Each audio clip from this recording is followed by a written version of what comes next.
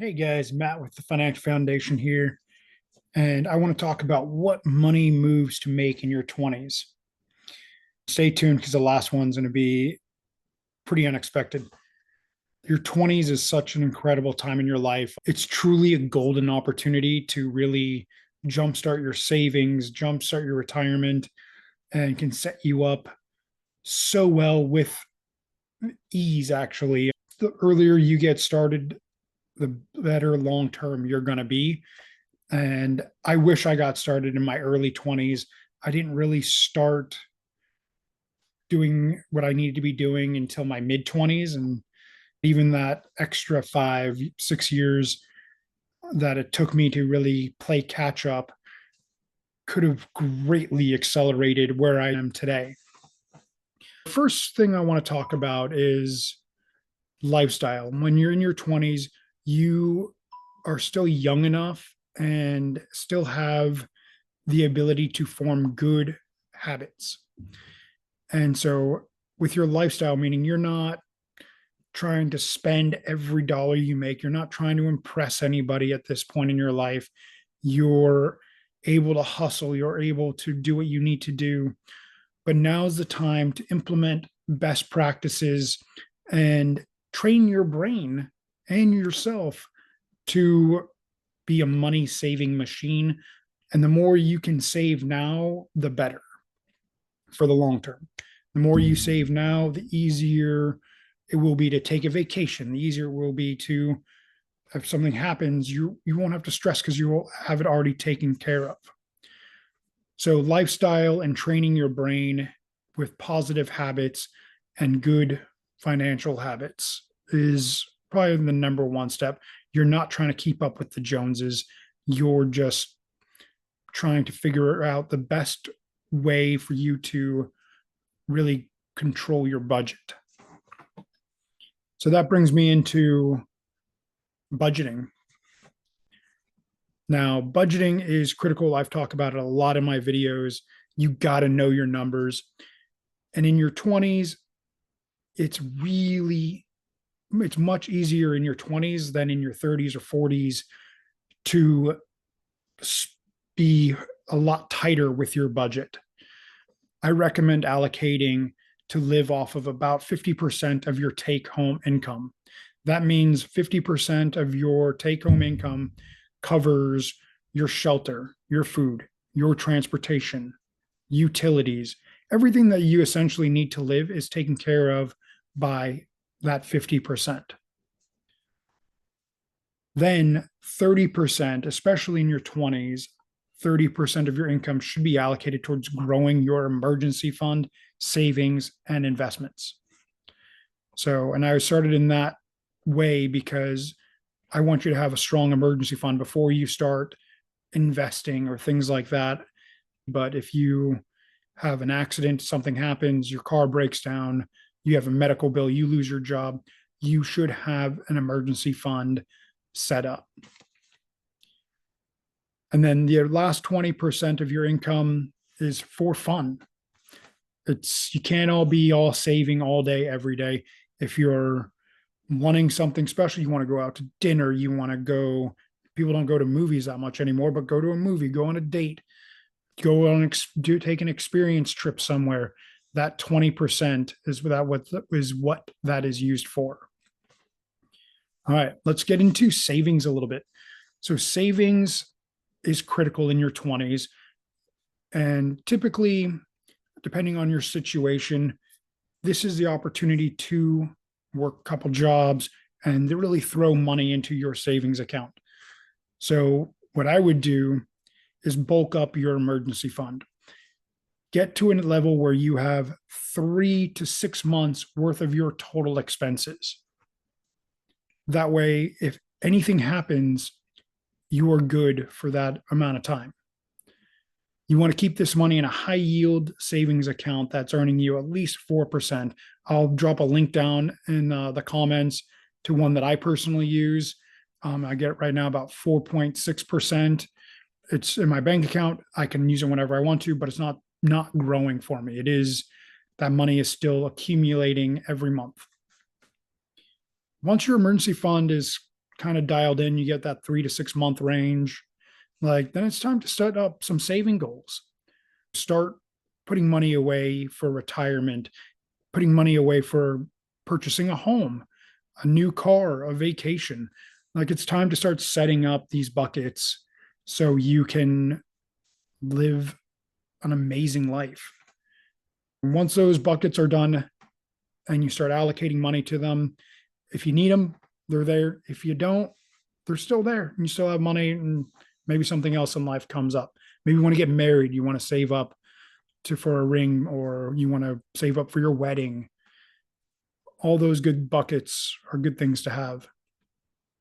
I highly recommend getting all of this set up automatically. So when you get paid, 30% of your income gets automatically taken out and put into these different buckets. A lot of it is simple automation. Most bank accounts allow you to do this. It just makes it so much easier to when it's already done for you. This is one of my absolute favorite things that you have when you're 20s. This is compound interest. Starting in your 20s is like winning the lottery because you have the number one most powerful tool at your disposal, and that is time.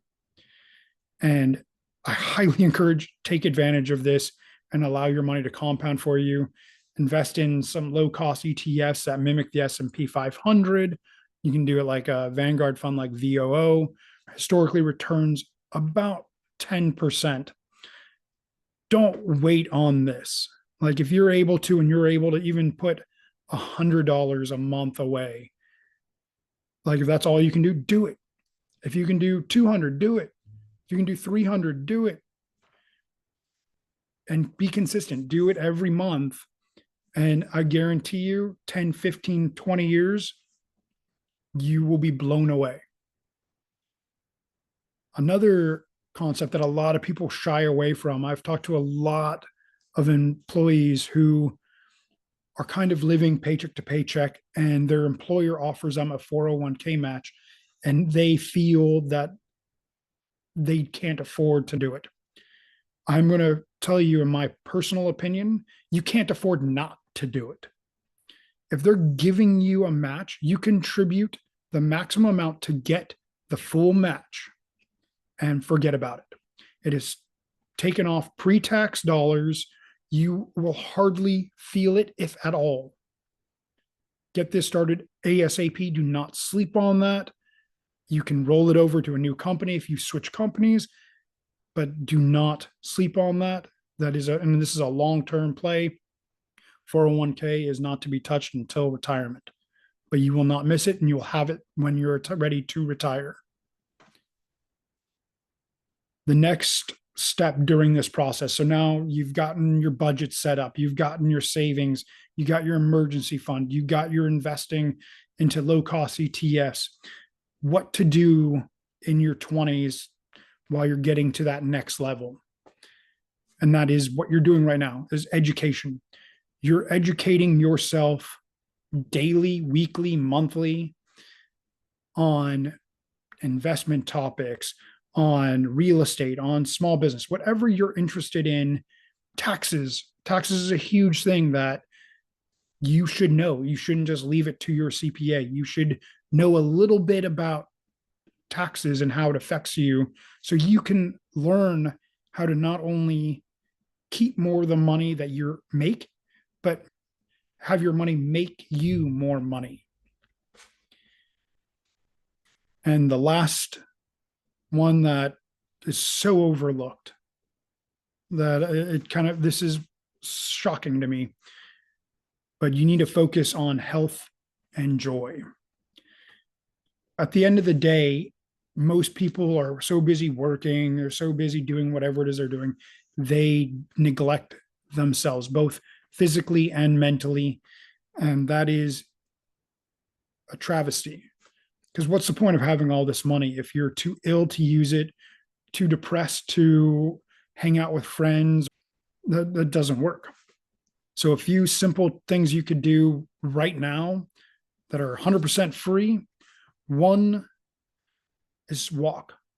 walking outdoors or a minimum of 7,000 steps. Doesn't have to be all at once. You can do it throughout your day, but 7,000 steps a day outside will work miracles, not only on your physical, but on your mental health.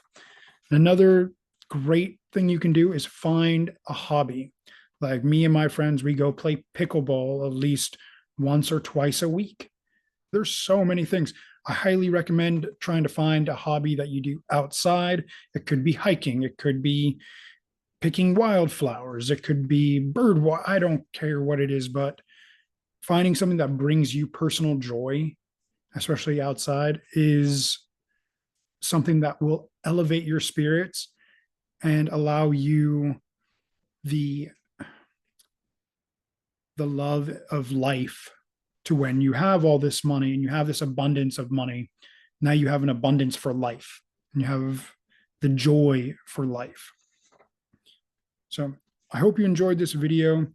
Of course, this conversation was very broad. It's, as we get into more nitty gritty with individual situations, there will be, of course, fluctuations in everything. Everybody's situation is different. This is information I wish I would have known and followed. If you got any value out of this, please, it's a no cost method for you, but if you can hit that subscribe button, comment below on what you want to learn about next. That's a great way to show your support and help us out. There are some affiliate links down below for banking, high interest savings accounts, things like that. There's no cost to you. And I personally try everything that I recommend. If that's something you're interested in, the links will be down below. All right. See you on the next video.